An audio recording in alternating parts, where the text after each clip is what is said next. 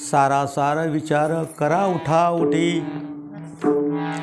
सारा सार विचार करा उठा उठी, नाम धरा कंठी विठोबाचे, नाम धरा कंठी विठोबाचे, तयाच्या चिंतने निरसेल संकट, तयाच्या चिंतने निरसेल संकट, तराल दुर्घट भव सिंधू।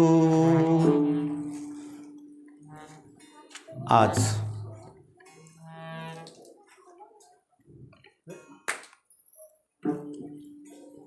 या आपल्या शिरमाळी शिरमाळी ग्राम शिरमाळी सतबाजी दत्ताजी पाटील,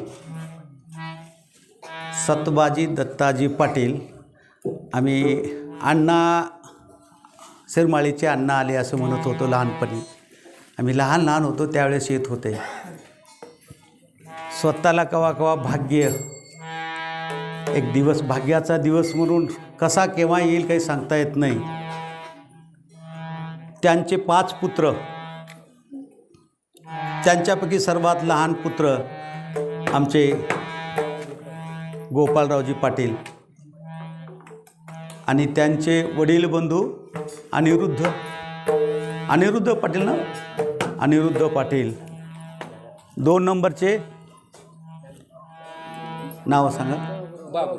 बाबूराव कोणचे आहेत का इथं? आले नाहीत का? हां। आणि त्यांच्यानंतर शिवाजी पाटील आणि नंतर गोविंदराव पाटील। आत्ताच परिचय झाला। आता सर्वजण आलेले असतील, भेट झाले असेल, पण बराच संकटमध्ये काळ निघून गेला त्यामुळे त्यांच्या ओळखी नाहीत। पण अण्णा हमेशा माझ्या गावी यायचे, आमच्या मळ्यामध्ये आमच्या घरी त्यांचा पाहुणेच सत्कार व्हायचा। असं बरंच दिवस बरंच वर्ष निघून गेले, पण आज त्यांच्या पुण्यतिथी निमित्तानं आज 33वी जवळपास पुण्यतिथी आहे। 92 झाले म्हटलं 33 म्हणजे 33 नाही 92 म्हटल्याच्या नंतर 31 झाले, 31वा वर्ष त्यांच्या पुण्यतिथीचा।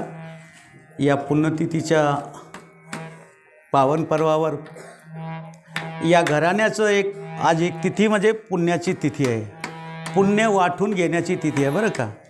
आणि त्या पुण्यतिथीनिमित्त मला यावं लागलं। केव्हा केव्हा आपल्या जागी आपल्या आप्तांच्या ठिकाणी आल्याच्या नंतर आनंद अंतकरणामध्ये होतो की त्यावेळेस शब्दच फुटत नाहीत, किंवा गहिवर येतो, काय बोलावं आणि काय नाही हे सुद्धा भान विसरून जातो आणि उगाच पाहत असतो। अशा प्रकारचं या ठिकाणी आल्याच्या नंतर गोपालराव पाटील यांच्या परिवारातर्फे प्रेम स्नेह पाहून अंतकरण भरून आलेलं आहे। असो, हा छोटासा परिवार याच्यानंतर या पुण्यतिथीनिमित्त आपण या ठिकाणी सेवेसाठी जगद्गुरू जगदवंदनीय तुकाराम महाराज यांचा 4 चरणाचा उपदेश प्रकरणातील हा अभंग सेवेसाठी निवडलेला आहे। महाराज असं आहे, सर्वांसाठी जगद्गुरू असतील आहेत, पण माझ्यासाठी तुकाराम महाराज वैयक्तिक जर माझ्यासाठी जर म्हटलं तर ते माझे जगद्गुरू नाहीत ते बरं का, माझे सद्गुरू आहेत। आता जगद्गुरू हे जगताचे झाले, पण माझे म्हटलं तर मी त्यांना स्वतःला माझा सद्गुरू समजतो, कारण मी कुणालाही सद्गुरू करून घेतलेला नाही।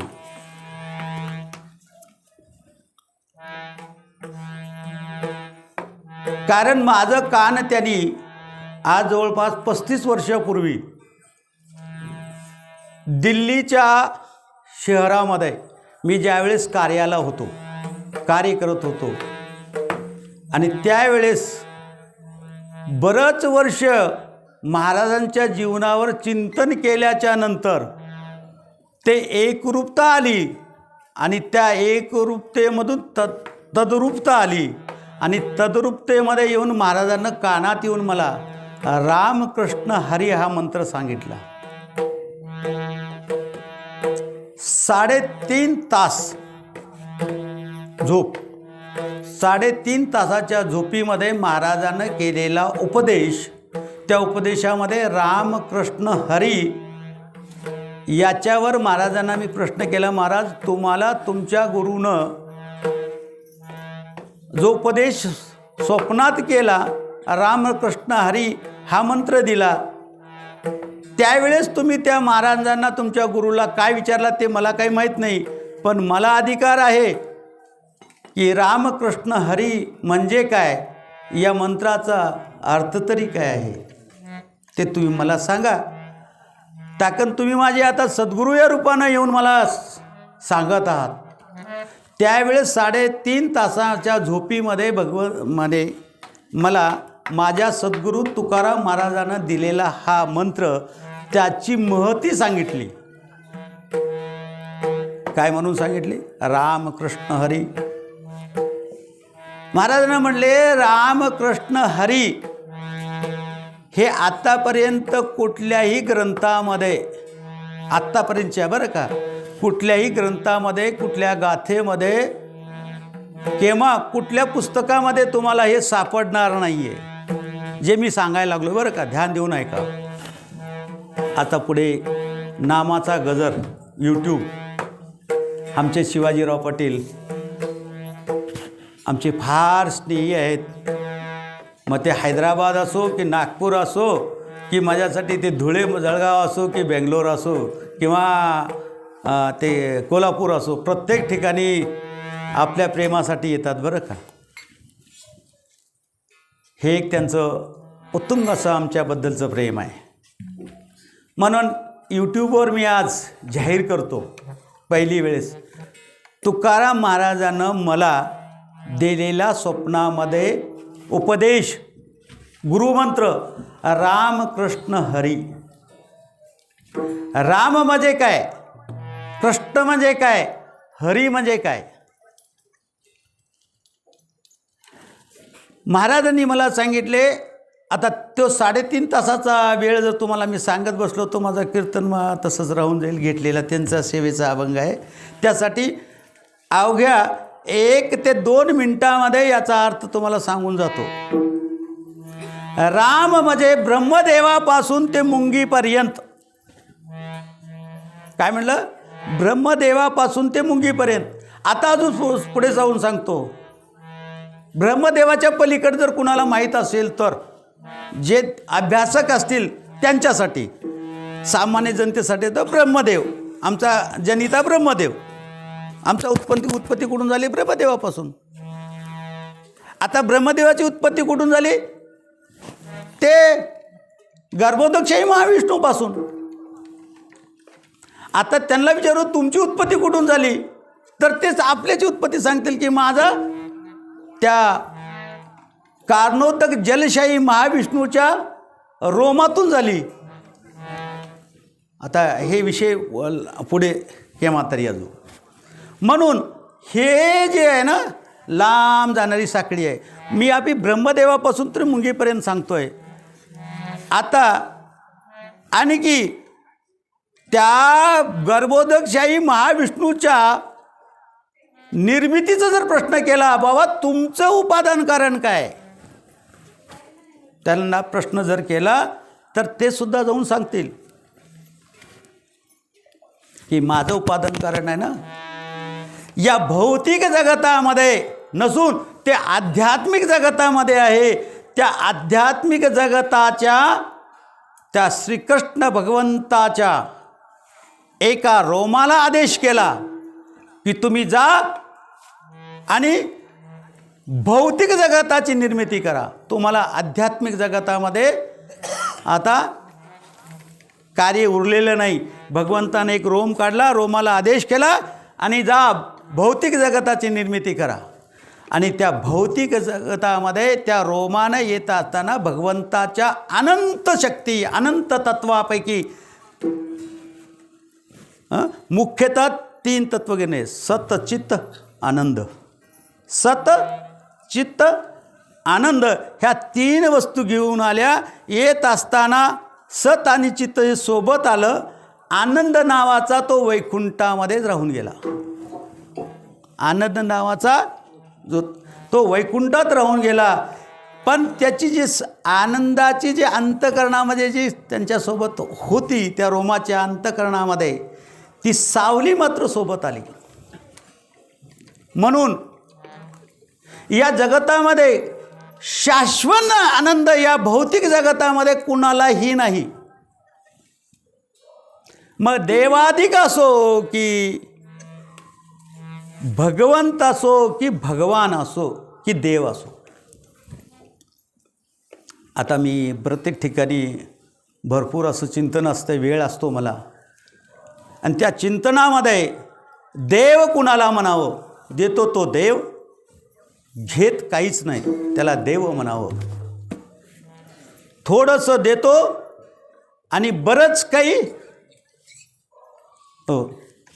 आपल्याकडून काही थोडंसं घेतो, बरं का, थोडंसं घेतो पण बरंच काही देतो, त्याला भगवान म्हणावं. काय म्हणावं?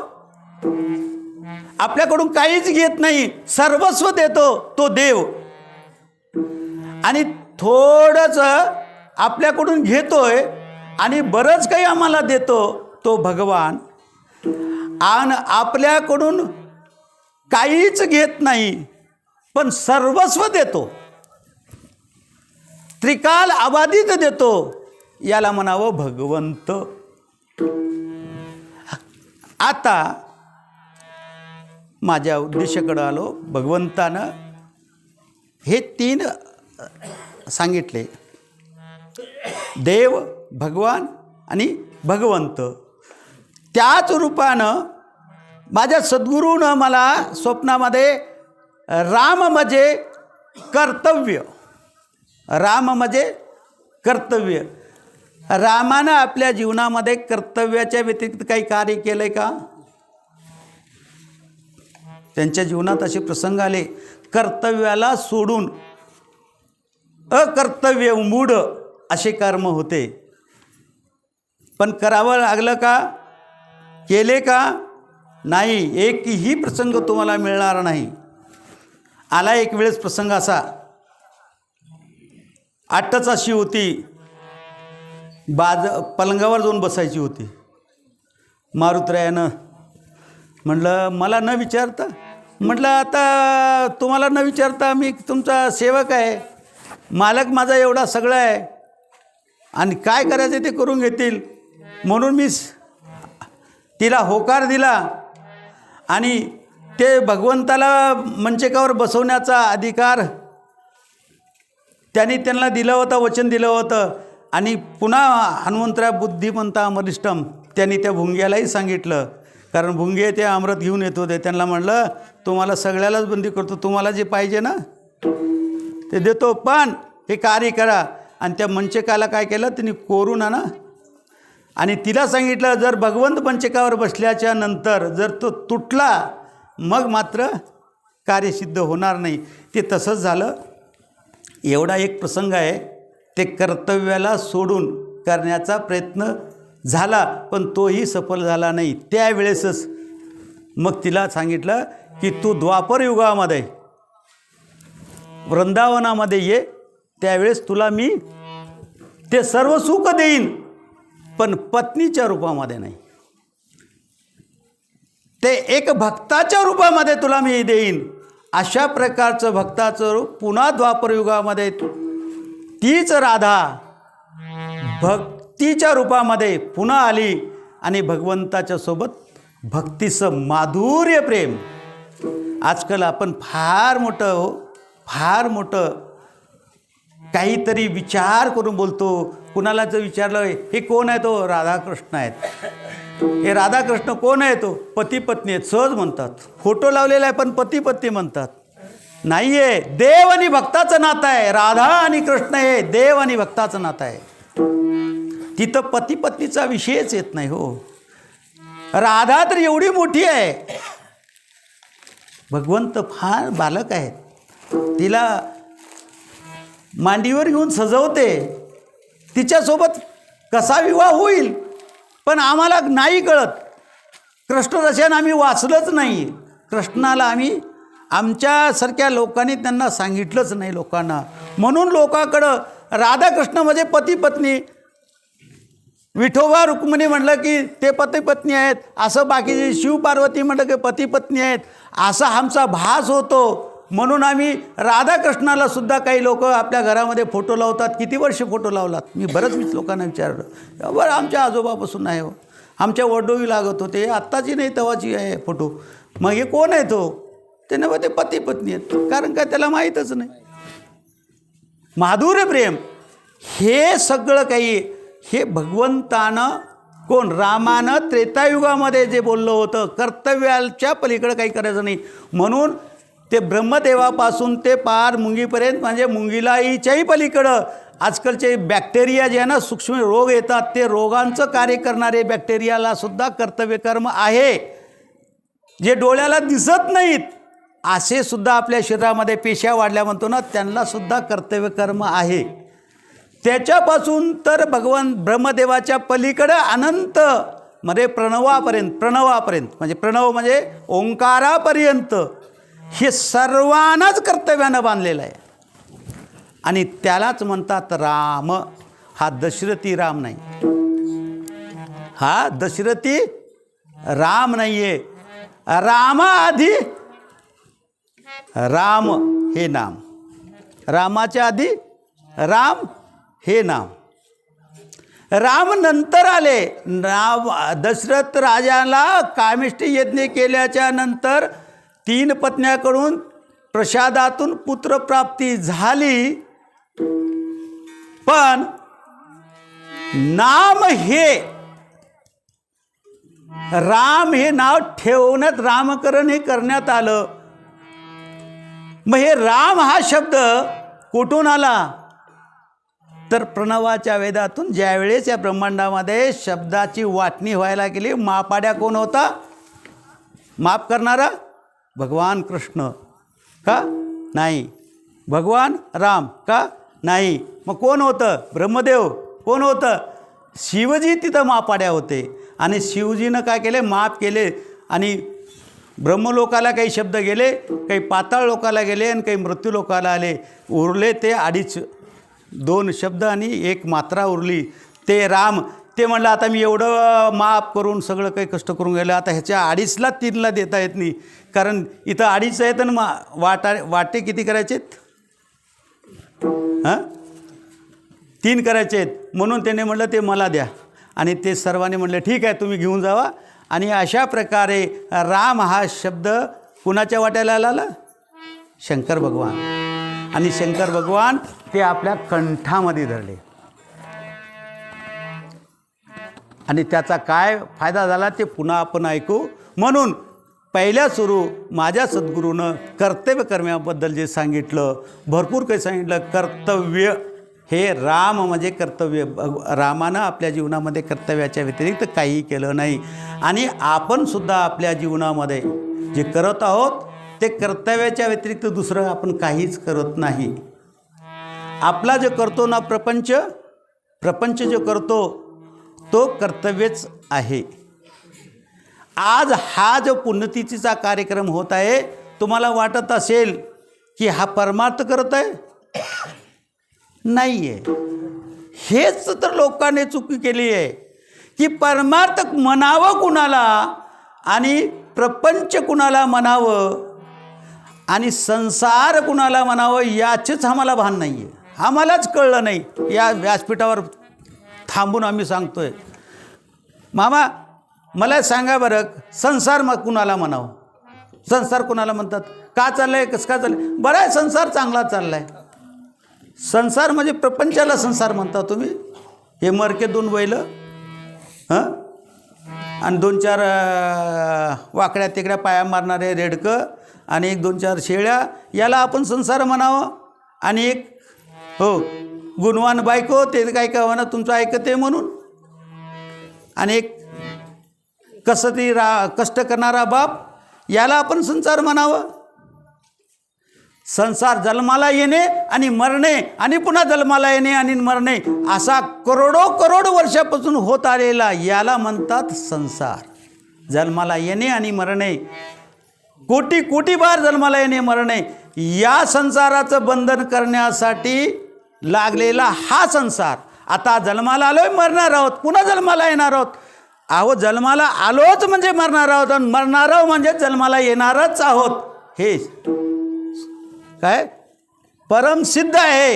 या परमसिद्धाला जर खंडन पाडायचं जर असेल, या जन्माला मरणाच्या या सिद्धांताला जर खंडन पाडायचं जर असेल, तर आम्हाला करावा लागतो, काय करावा लागतो? प्रपंच करावा लागतो. काय करावं? प्रपंच करावा. आणि माझे सद्गुरू तेच सांगतात, प्रपंच करावा कसा? नीट आणि नेटका, कुठं न असावे फाटका. प्रपंच करत असताना प्रपंचामध्ये आपल्या कुळवाचं दिंड त्या 5 लोकांना ठरवून दिलेल्या धोंड्याला लागलं न पाहिजे, आणि त्या धोंड्याच्या पलीकडं त्या भावाला वाटून दिलेल्या अलीकड न येऊ देणे, याला प्रपंच म्हणतात. त्याला अलीकड सुद्धा येऊ द्यायचं नाही. जे ठरवून दिलेले पंच आहेत ना, वाटण्या झाल्याच्या नंतर त्याला अलीकडे येऊ द्यायचं नाही, आणि आपल्या कुळवाचं दिंड त्याला लागू नये याचं भान मात्र ठेवलं पाहिजे. याला खरा प्रपंच म्हणतात. माता बहिणीकडे सांगतो, लई लांब सांगत नाही. तुम्ही गौऱ्या लावता, गौऱ्या लावत असताना एक शाण्या माई असतात, मी पाहिलंय. तिची गौरी लावणं कमी असतंय, पण घेऊन येणं जास्त असतंय. हिची एक, तिची एक, तिची एक, तिची एक, 5 जणाच्या 5 गौऱ्या, आणि आपल्या 4 गौऱ्या 9 गौऱ्या टोपल्यात भरते आणि घेऊन जाते. दररोज ह्याच्या गौऱ्या कशा वाळतात, कोण बघलाले कोणाचे? पण असा प्रपंच तिचा हुडवा सर्वापेक्षा मोठा. आणि ह्याच्याकडं 5 जनावरं 7 जनावरं आहेत, वाटानं हागत बी जातात. हो, पण हिनं काय करते? गौरी बी उचलत नाही, शेण बी उचलत, पण हिचा हुडवा मोठा असतो. हिचा कसला प्रपंच? खोटा प्रपंच आहे. खरा प्रपंच करा. त्या खऱ्या प्रपंचामध्ये आपली गौरी आपलीच आहे. ही गौरी माझी नाही. आपला छाप कळतो, गौरीच्या वरचा छाप आहे ना, तो छापच तिला सांगते की ही गौरी माझी आहे. जर चुकून जर आली तर तिनं माझी गौरी नाही आहे, टाकून द्या, तिथं जिची असेल तिनं घेईल. याला म्हणतात नीट आणि नेटका. 100 वेळेस तर तुम्हाला काम पडलं, आणि त्या कामाला तुम्ही जर त्या भावाच्या गेलात, आणि तुमचा सक्का भाऊच जर तुमचा एक वेळेस म्हणल्याच्या नंतर, दादा मी ह्याच्या कामाला चाललो आहे, जर तुम्ही माझ्या कामासाठी जरा घरचं काम बघता का? त्यानं नाही रे, मला माझं डोकं दुखालं आहे, माझं पाय दुखालं आहे, माझ्या कंबरेला धरून घेतले म्हणावं. आणि 3ऱ्या वेळेस त्याला पुन्हा जो काम पडावा, 11व्या वेळेस 101 वेळेस, त्यावेळेस त्यानं म्हणावं, ह्यानं मागे असं म्हटलं म्हणून न मनामध्ये ठेवता अजून 101 वेळेस जेव्हा त्याच्या कार्याला धावून जातो, त्याला म्हणावं प्रपंच. मागचं ठेवलं नाही. 100 वेळेस काम पडलं, 1 वेळेस सांगितलं तर 1 दिवससुद्धा आला नाही, असं मनात न ठेवता 101 वेळेससुद्धा जो पुन्हा त्याच्याकडे कामाला जातो, त्याला खरा प्रपंच म्हणावं. बाबा, आता या प्रपंच करत असताना या 5 भावंडानं, बहिणी किती आहेत मला माहीत नसतील, असं किती बहिणी आहेत? 3 बहिणी आणि 5 भावंड, 8 जण, 8 प्रकृती. वा, अशा उत्साहानं या ठिकाणी हे कार्यक्रम करतात. हे कार्यक्रम करत असताना या कार्यक्रमामध्ये कुठलाही मनातला दोष न येऊ देता केलेला प्रपंच, काय म्हणतो मी? दोष न येऊ देता केलेला प्रपंचच म्हणजेच तो शुद्ध परमार्थ घडतो. परमार्थ करता येत नाही, लिहून घ्या माझ्याकडूनच. शास्त्र सांगतंय, शास्त्र सूक्ष्म सांगतंय. ओ मोठाड सांगत नाही मी, सूक्ष्म सांगतो. सूक्ष्म आणि सूक्ष्म अतिसूक्ष्म आहे. एका केसावर, अंगावर केस, त्या केसावर केस, त्या केसावर केस, त्या केसावर केस असे 7 वेळेस केसावरचे केस मोजल्यानंतर ते केस किती बारीक असेल एवढा सूक्ष्म असा प्रपंच आहे. त्या प्रपंचामध्ये थोडाही दोष न येऊ देता केलेला प्रपंच म्हणजेच तो तुमचा परमार्थ घडतो आणि घडलेला परमार्थच तुमच्या या संसाराचं बंधन करतं. बंधन म्हणजे काय? खंडन करतं. तुम्हाला पुन्हा जन्माला घालत नाही. मेल्याच्या नंतर तो सरळ भगवंताच्या धामामध्ये काय म्हणतात? यदा सत्वे प्रवर्धेतु प्रलयम यान्ति देहव्रत तदोत्तम लोकान अमलान प्रतिपद्धते. काय करावं? संस्कृत घेऊनही म्हणतो, पण आम्हाला काय करावं आता सवय लागलेली आहे. कारण ते सिद्धांतच आहेत.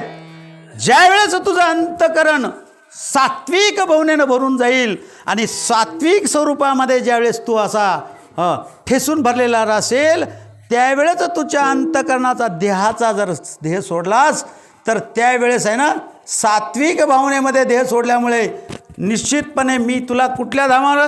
यदा सत्ते प्रवर्धेतु प्रलयम यान्ति देहव्रत. म्हणजे देह सोडल्याच्या नंतर तदोत्तम लोकान, उत्तम अशा प्रकारच्या लोकांमध्ये, तिथं काहीच कमी नाही अशा प्रकारचे लोक आहेत, प्लॅनेट आहेत, ग्रह आहेत.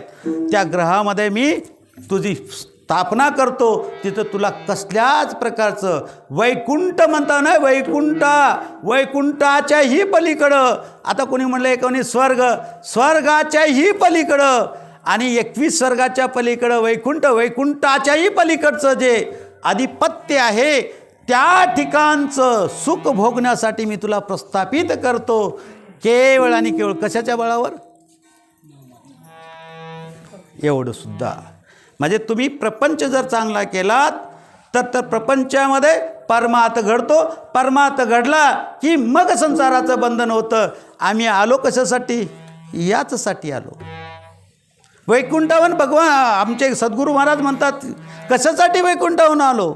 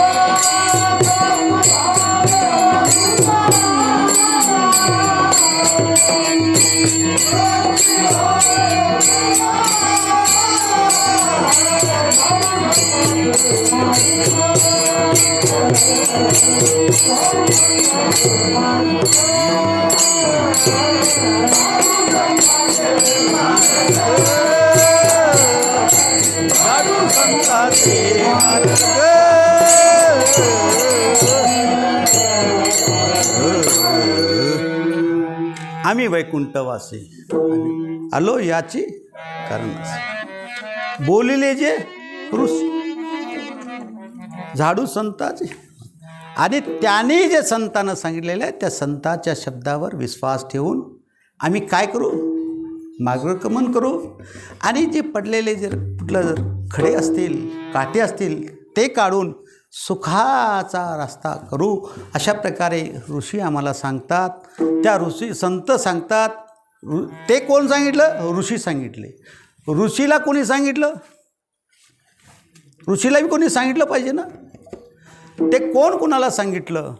आता विषय फार खोल जात असतो. कसं आहे, चिंतन आमचं लय विचित्र आहे. नवीन कीर्तनकार येतात ना, ते ठेवतात धडा. गुरुजी तुम्हाला माहीत आहे, धडा असतो स्लॅबस. त्या स्लॅबसला तेवढंच ते असतं. ते म्हणजे ते ठरलेलं आहे तुमचं त्या धड्यामध्ये. तेवढा धडा पाठ करून खटा ह्याला हे ह्याला हे. पण आमचं कसं राहतं माहीत आहे का? घ्यायचं एक राहतं आहे वाट इकडे गेली, शिरमाळीहून फुटली की इकडे जाते, जायचं असते कुंकड निलंग्याकडं, वाट मेकरून इकडे फुटते, इकडे फुटले की इकडंच पार भालकीला बिदर जाते. अरे जायचं होतं मला निलंग्याहून लातूरला आणि आलो बिदरला, मग आम्हाला बिदरून इकडे यावं लागतं कुंकड तर बाराळ्यावर आहोत कडून. कारण काय, हा चौकडाचं माहिती झालेला आहे, अभ्यास झालेला आहे. आणि हे अभ्यासच आम्हाला गडबड करते. एक सांगायचं असतं की एक फुटं जाते मग, आणि त्याला पदराला पदर लागतच राहते. कारण काही माहीतच कमीच नाही की आता कमी नसल्यामुळे ते असं होतच जाते, वाहून जातो. याला म्हणतात फ्लडिंग.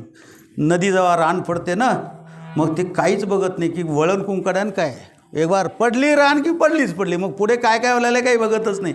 तसं आमचं बी होतं.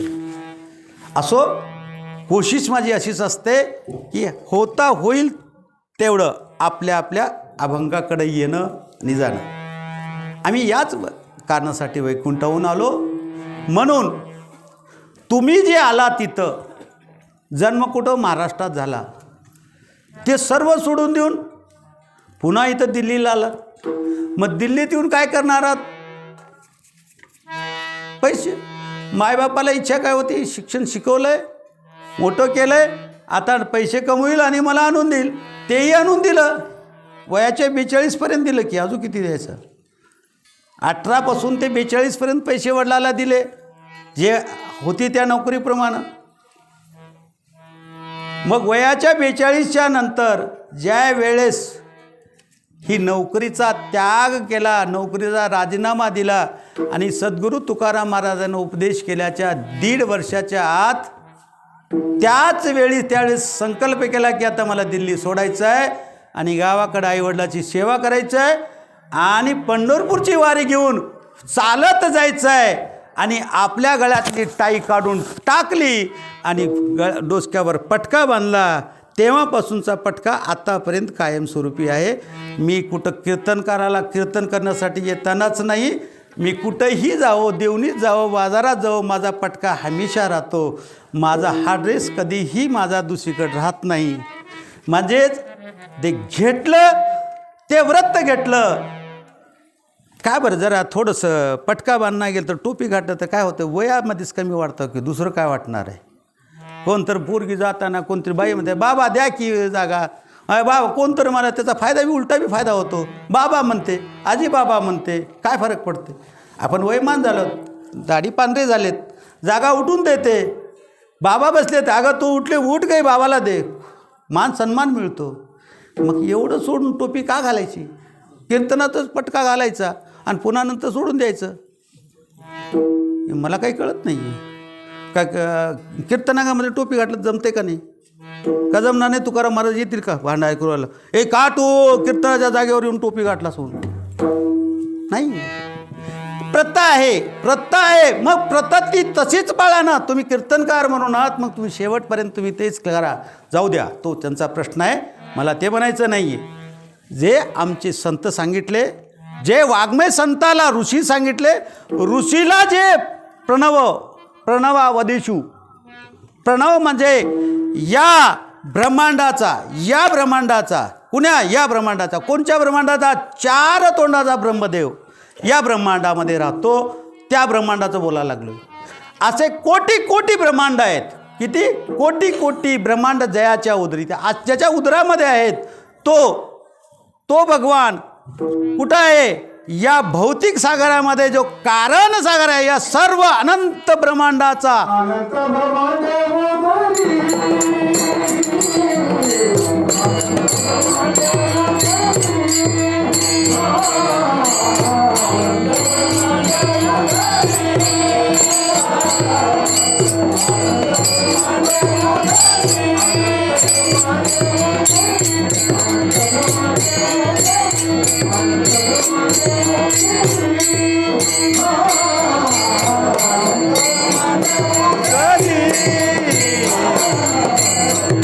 ब्रह्मांडे उदरी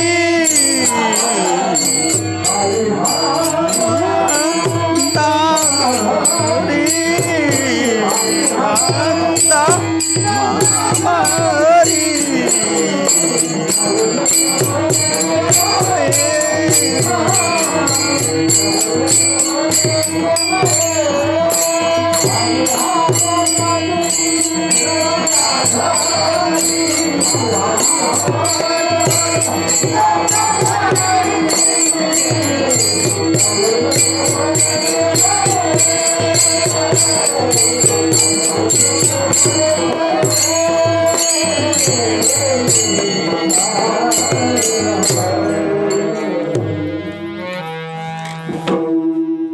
अनंत ब्रह्मांडे जयाच्या उदरी तो बाळ कृष्ण नंदा घरी. तो नंदाच्या घरामध्ये असणारा तो भगवान कृष्ण, अमर्यादा पुरुषोत्तम कृष्ण.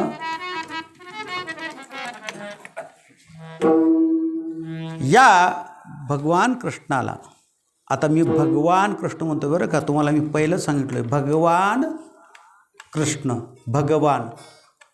मी भगवंत म्हणत नाही आहे. काय म्हणत आहे? भगवान. राम भगवान, कृष्ण भगवान, परशुराम भगवान, वामन भगवान, नरसिंह भगवान, आजू वरा भगवान, आजू कुर्म भगवान, मत्स्य भगवान. नाही नाही झाले की हे तिकडून मी इकडून उलटू गेलो, तिकडून याच्या इकडून आलो. मत्स्य वराहा कुर्म, हो, नरसिंह, वामन, परशुराम, राम, कृष्ण. आणि आता कोण? बोध. आता त्याला बुद्ध म्हणायला लागले अलीकडं.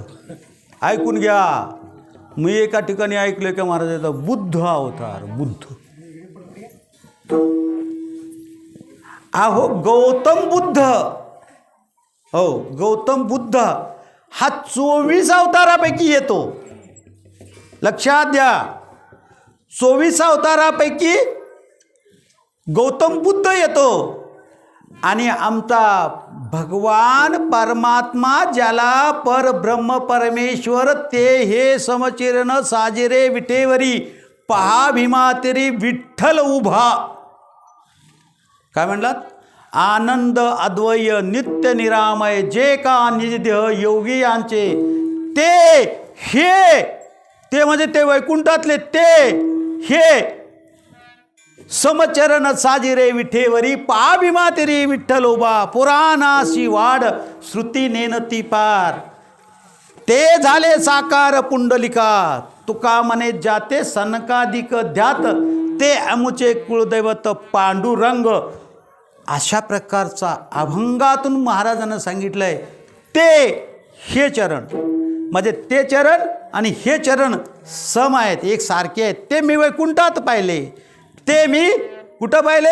आध्यात्मिक जगतात पाहिले. मी ते गोलोकात पाहिले. त्या आध्यात्मिक जगतामध्ये अष्टसखीच्या सोबत भगवान नाही, भगवंत कृष्ण, भगवान नाही, भगवंत कृष्ण अष्टनायिकेंच्या सोबत त्या ठिकाणी त्यांचा क्रिया असतो. तो गोलोक आहे. त्या गोलोकातून निघालेली विराजा नावाची नदी, त्या नदीचं पाणी आध्यात्मिक जगताचं सर्व नद्याचं पाणी गोळा करून ते कारण सागरामध्ये येते. आणि तो कारण सागर म्हणजेच भौतिक सागर आहे. आणि या भौतिक सागरामध्ये पोहलेला भगवान तो कारणोदक जलशाही महाविष्णू, कारण आमच्या सर्व ब्रह्मांडाचा कारणे कारण उपादान कारण असलेला तो अनंत. अशा प्रकारचे महाराज प्रश्न करतात. आम्हाला या प्रश्नाचं उकल मिळत नाही हो. त्याने काय म्हटलं? हिरण्यकशिपू, हो, आणि त्याचा भाऊ हिरण्याक्ष नावाचा दैत्य पृथ्वीला कुठं धरला हो? दाढ धरला. कुठं घेऊन गेला? मग ते पाताळ कुठं आहे? पृथ्वीला धरल्याच्या नंतर तो म्हणला पृथ्वीला धरला आणि पाताळात घेऊन गेला. मग पृथ्वीलाच पाताळ कुठं आहे? पृथ्वीवर आहे का पृथ्वीच्या आणि कुठं आहे सप्त पाताळ? याला त्याला नाही कळलं, म्हणून त्यानं तो प्रश्न केलेला होता. त्या प्रश्नाचं उकल सांगितलं, बाबा तुला काय काय कळतं हे सांग म्हणलं मला. ते बाकी प्रश्न सांगू नको, तुला काय येते, तू कुठवर अभ्यास केलास त्याप्रमाणे प्रश्न कर. पलांबरला राहून पहिल्या वर्गातला राहून PhDच्या गोष्टी बोलू नको. PhD फिलॉसॉफर झालेला व्यक्ती पहिल्या पलांबरची गोष्टी बोलू नका. आणि पहिल्या वर्गातला माणूस असला त्याला उजळणी कशी वाचावी हे सांगावं. आणि फिलॉसॉफर झालेल्या त्याला उजळणीची काय गरज आहे? गुरुजी तुम्हाला सांगितलं काहीच गरज नाही. कारण तो फिलॉसॉफर आहे. त्या फिलॉसॉफरनं मग कशाला ही गोष्ट बोलायची?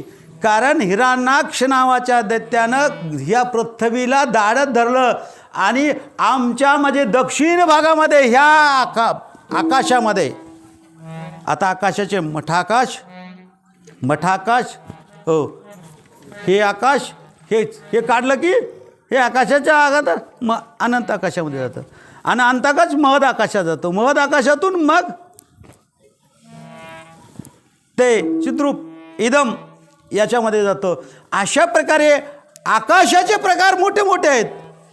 मग त्या आकाशामध्ये या दक्षिण बाजूला यांनी म्हटलं सगळं सप्तपाताळ्या, हे भूत, आतल, वितल, सुतल, तलाताल, महाताल, रसाताल आणि पाताल.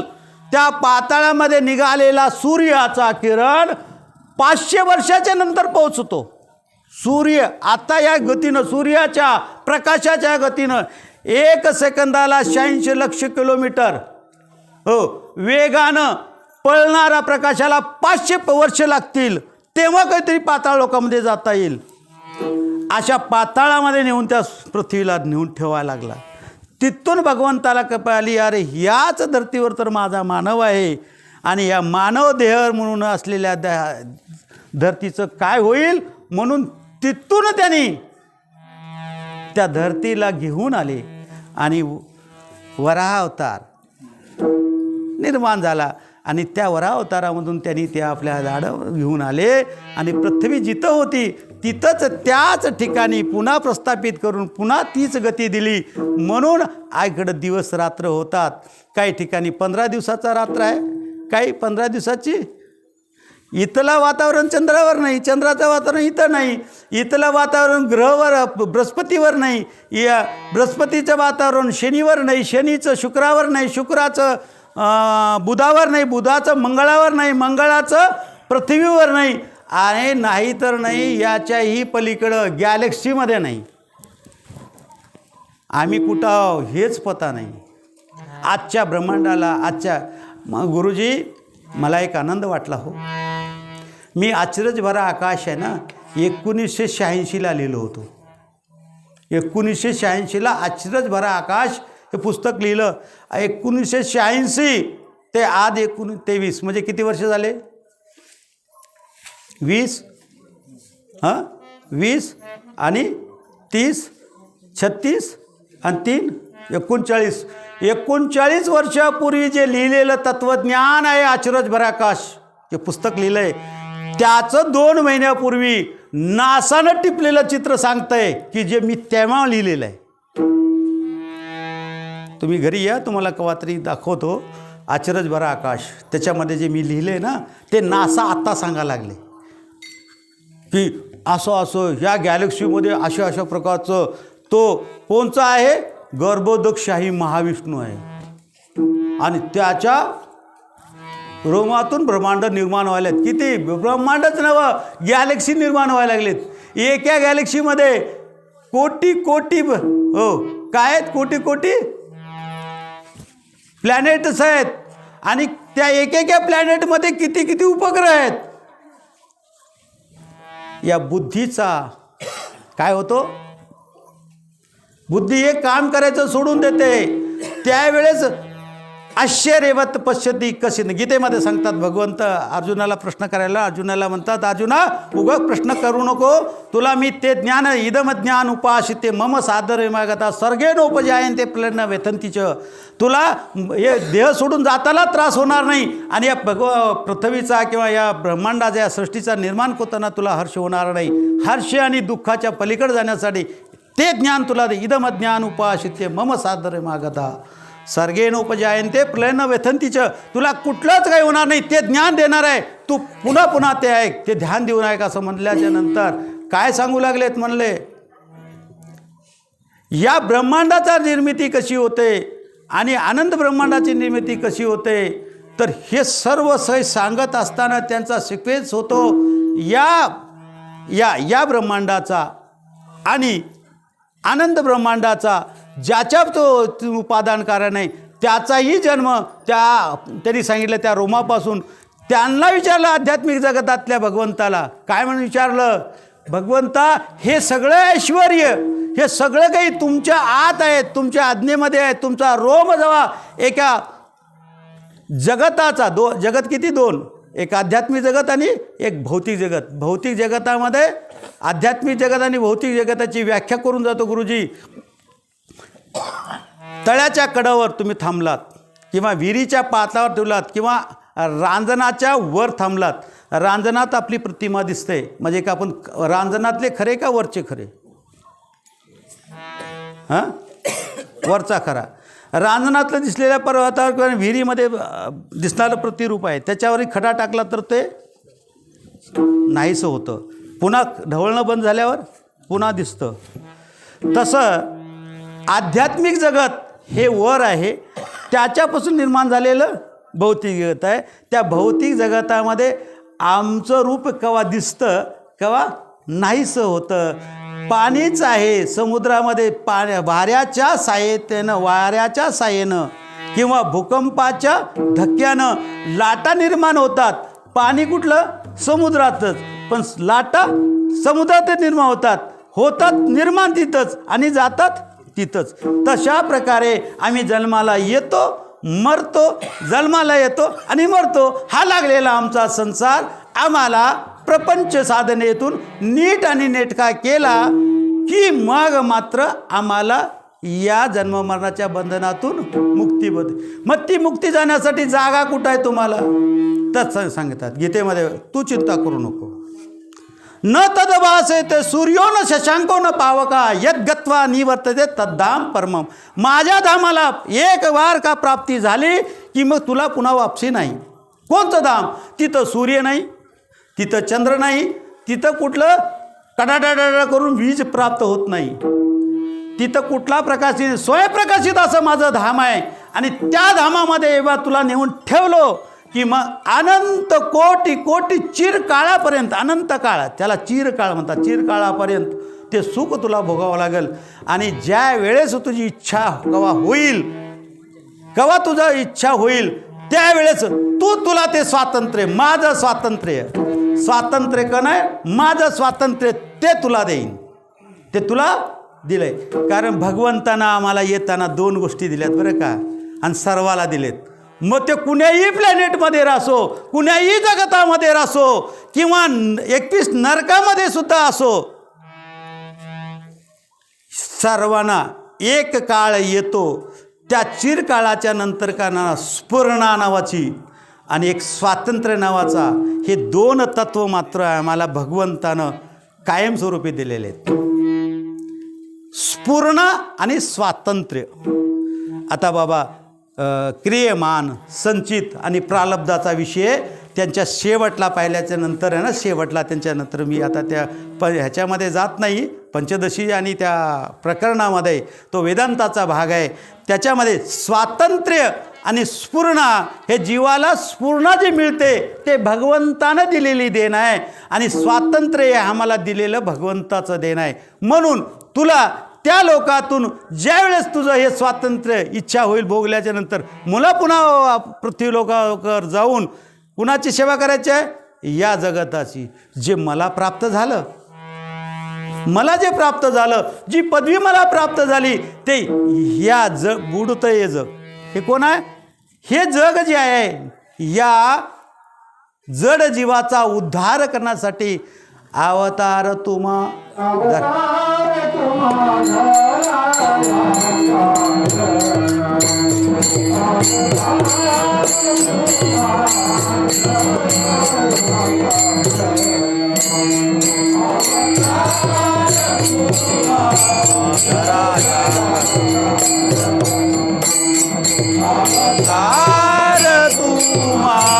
दराया अवतार तुम्हा दराया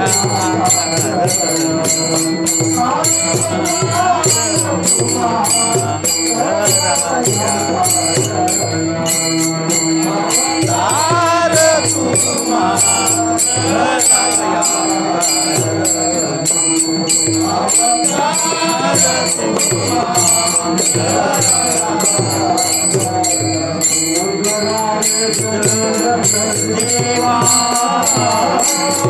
उदराया जन जड जीवा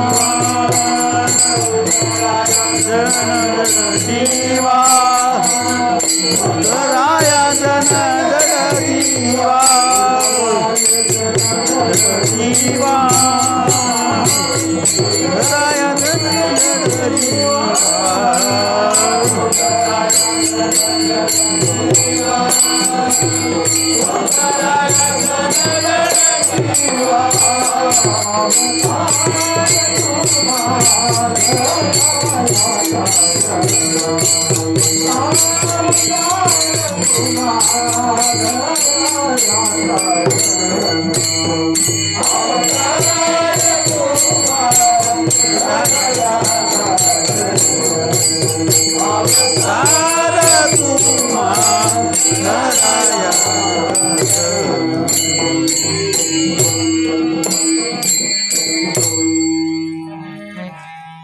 अवतार तुम्हा धराया कारण उद्धराया जन जड जीवा. ह्या जड जीवांचं जड कशासाठी म्हणलेत? कारण आमचं हित आम्हाला कशात आहे हे आम्हाला कळलं नाही. आम्हाला आमच्या जड जीवाचा उद्धार कसा करून घ्यायचा हे आम्हाला आमच्या संत मालिकेनं सांगितलं. पण त्या संताचा पुढे वाहत आलेला वाहना त्यांनी मात्र आम्हाला सरळ सरळ मार्ग दाखवत नाहीत. हाच इथं कुठंतरी चुकतंय. मार्ग सरळ दाखवत नाहीत. संतांना आम्हाला दाखवले, ऋषी बोलले, संत दाखविले. पण आता अलीकडं कारण स्वतःचा अनुभवाला आलेले नाहीत. 9 वर्षाच्या मुलांना तुम्हाला सांगा बाबा कीर्तन, तुम्हाला सांगाव 60 वर्षाच्या बाबाला, 90 वर्षाच्या 9 वर्षाच्या बालकांना काय सांगावं? तुम्ही जे सांगितलात ते त्याचा जो कोणी गुरु असेल ते सांगितलं, त्याच्याकडे वधून घेतलात, पाठ करून घेतलात, पास करून घेतलात आणि ते त्यांना बोलू लागलं. होईल का? नव्हे लेकुराच्या गोष्टी. लेकरा उठू नका रे बेटा, पाप लागतंय. माय उठायचं नाही, कीर्तनातून उठायचं नाही. जर हे सगळं पाप मग तुमच्या डोक्यावर येते बरं का. म्हणून कीर्तनात बसण्याच्या अगोदर उठायचं नाही. काय बोललो होतो? 9 वर्षाच्या लेकरानं, इथं लेकराचं काम नाही आहे. तुम्ही कुठं तरी तप करा, नाम जप करा. काही येत नाही ना? राम राम राम राम, हरी हरी हरी हरी, कृष्ण कृष्ण कृष्ण, शिव शिव शिव शिव. कुठल्याही देवाचं सर्व देव सर्व काही त्याचेच आहेत. ते कुणाही पानाला धरला, कुणाही मुळीला धरलं तरी ते त्या भगवंताला प्राप्त होतं. त्या नामाचा जप केल्याच्यानं तुमची वाणी काय पाहिजे पहिले पिकली पाहिजेत. आता बाबा म्हणले एवढं बोलायला लागले तर यांचा गळा सुकला असेल. खरंच बरं का, काहीतरी असताना तोंडात ताप जरा असेल, काही असेल तर तो सुकतो. पण ज्यावेळेस नामाचं स्मरण होत असतं ना, त्यावेळेस 17वी जीवनकळा कोरडं पडलेल्या घशातून जेव्हा 17वी जीवनकळा जी आहे ती पाझर जेव्हा सुटते त्यावेळेस पाण्याची गरज नाही. हा माझा सिद्धांत आहे. कारण माझ्या घरामध्ये दादाला माहीत आहे. माझे दादा बसलेत गावात, या गावचे जावाई मालकीन आल्यात का यांचे? आलं नाहीत का? बरं. माझं काही मी सांगत नाही बरं का, माझ्या मालकीने सांगत नाही. कारण कार्यच तसं सिद्ध केलं आहे तर त्याला मी काय करू? माझ्यासारख्या महाराजाला पटका बांधायला लावली, माझ्यासारख्या तिच्या हातचं अन्न खाल्ल्यामुळे मला ते पवित्र असं नामच चिंतन माझ्या घडून घडतं आहे. आणि तेच पूर्ण मला येते, ते ज्ञान मला प्राप्त होतं. ते कुणामुळे? त्यांच्या हातचं अन्न खाल्ल्यामुळे. एवढं शुभ्र मला ठेवते. आणि 14 तास जप, आज एकादशीचा 18 तास जप करावा. किती? 18 तास. हरे कृष्ण कृष्ण कृष्ण हरे हरे, हरे राम राम राम हरे हरे. अशा प्रकारचा मंत्र 32 शब्दांचा 16 शब्द 32 अक्षरांचा शब्द म्हणावा आणि एक मणी वडावा. असे 108 मणी वडावेत तेव्हा एक माळ होते. अशा 108 माळा 18 घंट्याच्या नंतर समाप्त होतात. सकाळी 4:30ला उठून काम करायला लागते, तर 11:30 वाजेपर्यंत जप चालतो आणि जप झाल्याशिवाय ती झोपत नाही. आम्ही जरी झोपलो असलो तरी ते झोपत नाही. कधीतरी महाराज तुम्ही तर बरेच वेळेस येऊन राहिलात, हात वाकडे झालेत, बोटं वाकडे झालेत, हात दुखायचा बंद झाला, दुखून आडकुळून गेला, हो, वाणीला करोड पडली आणि 17वी जीवनकळा निघाली, पुन्हा बंद झालं. हात बंद दुखायचा झाला, हात बारीक व्हायचे जे बारीक झाले, हो, एक हात पिशवीत ते पिशवीतच, एका हातानं काम करू लागले. मध्ये काही दशा संसाराची बारीक आली, लेकरू शिकायला, कर्जाला पैसे नको, हो, फिटायचे कर्ज नको, देवाचं कार्य झालं त्याचं पैसा, सगळं काही आलं. संकटामध्ये येऊन 700 एकरची मालकीन माझ्यासोबत शेतामध्ये गेली आणि बायाच्या सोबत खुरपू लागली.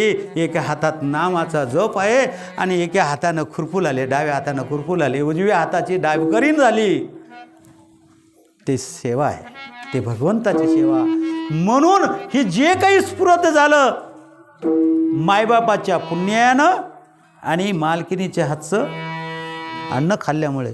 बायकोची स्तुती करू नये बरं का, पण तशी जर असेल तर निश्चितपणे म्हणल्याशिवाय राहू नये.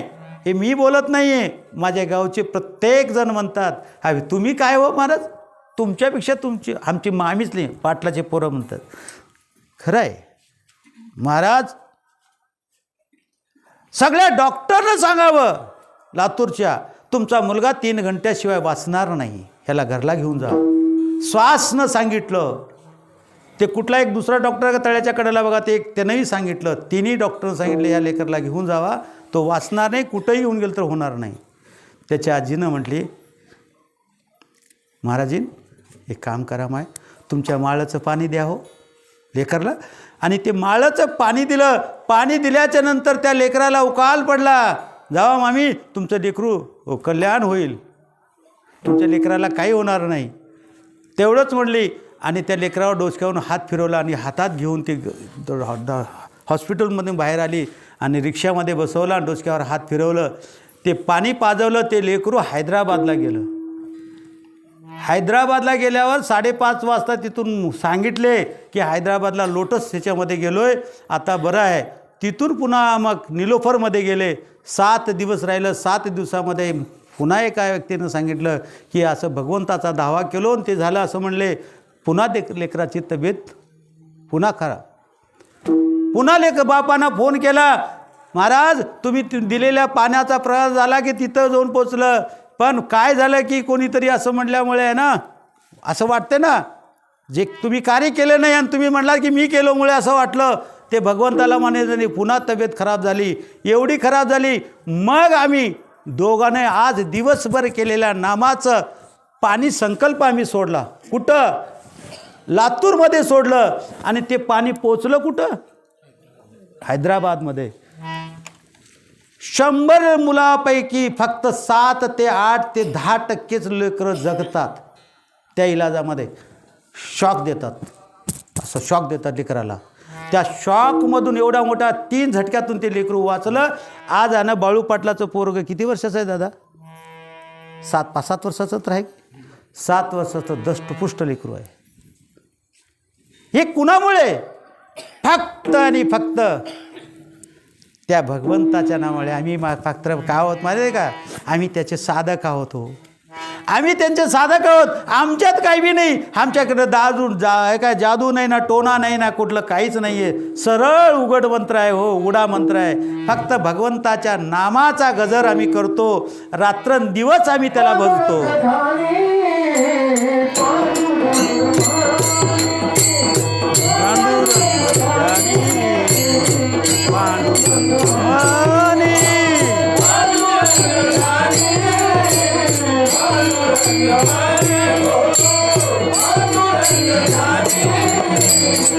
पांडुरंग मनी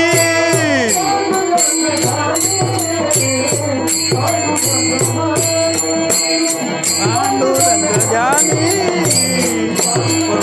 मनी रंग जानी रंग मनी जानी पांडुरंग मनी रती स्वप्नी पांडुरंग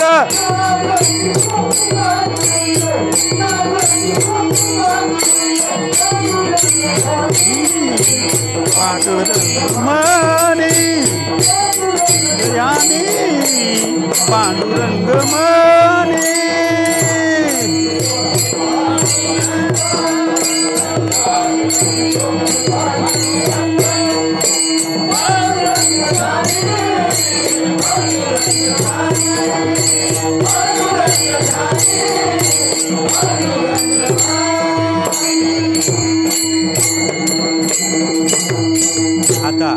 आता बराच वेळ झालेला आहे.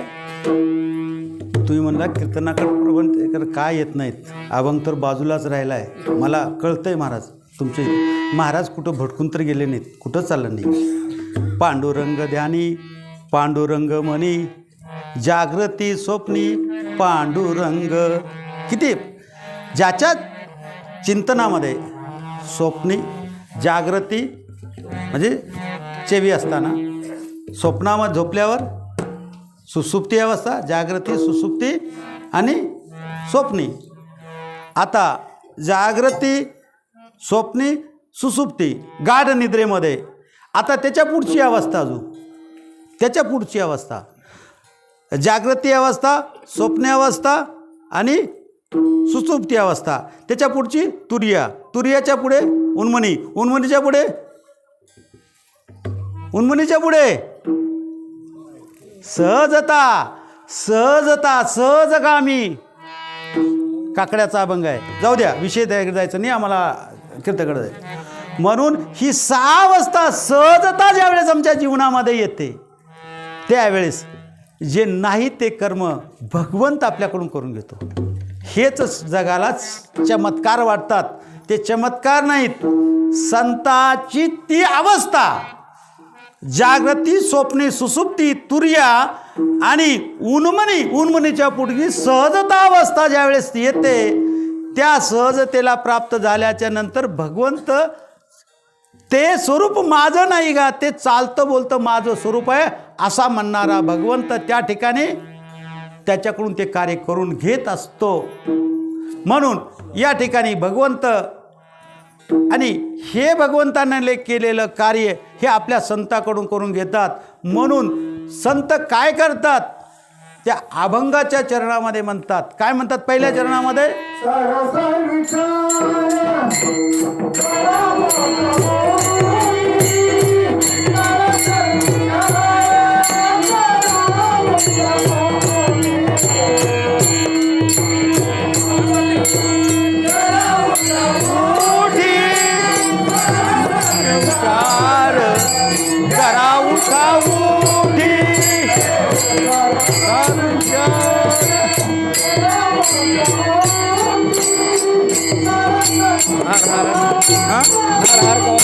लगेच झालं, एवढे झाले की 1-2 मिनिटात झालं. आणल्यात का नाही,